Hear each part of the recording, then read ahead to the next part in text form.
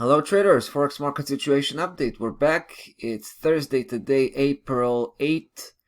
We're looking at the Swiss Japanese yen. We're getting this pretty strong sell alert coming from the technical situation here just today. And we wanted to dial in and talk a little bit about that. You can clearly see, because I've already marked that area, 118.09 is a big resistance level. It's been successful in the previous couple of occasions to reject price action completely. And when I say completely, I mean it sent it back on, on the downside all the way to where it came from. There's this very clear trading range that's developing ever since December 2020. Right, roughly middle of December, even the beginning of December, I would say 2020. Price had been trading sideways. It's been hectic, right? I mean, it's been pretty wild.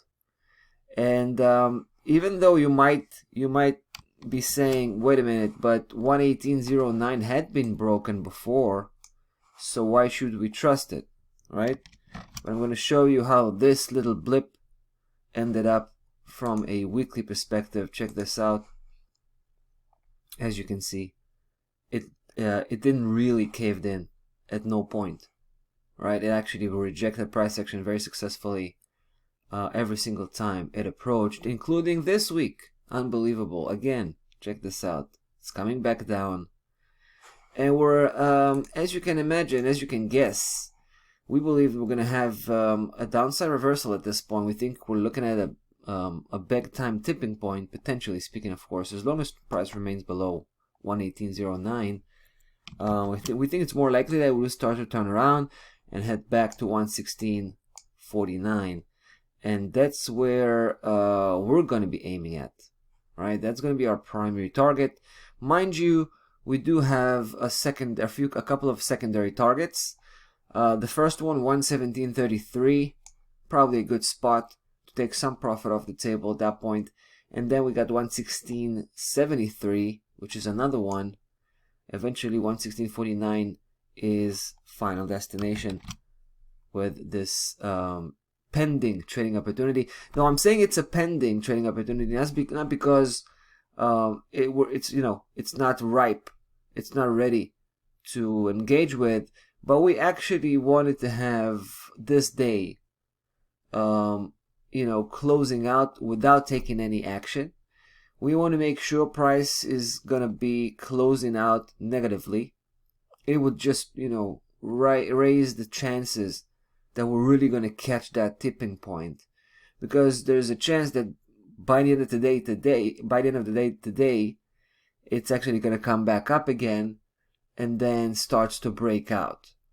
So in order to avoid that option, we're going to let the day roll on, and we're going to come back tomorrow. If price is going to be like this, right, it's going to be negative.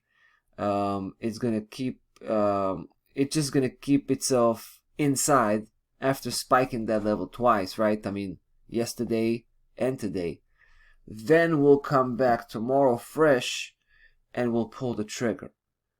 So we're giving you kind of a head start here, right? As opposed to occasions where we just announce pulling the trigger on the spot. In this case, we're going to give the Swiss JPY here one more day to get its affairs in order, if you will. And if everything remains the same, like I've just mentioned, then that would be a good timing to take action. All right, that's how we're going to do it. Yeah, there you go. Swiss JPY, guys, keep your eyes peeled. 118.09, that's the master key level that we should keep our eyes on. Yeah, so we'll definitely come back to report on this one later down the road. That's about that for the Swiss JPY. We'll be back with the next one. Stay tuned.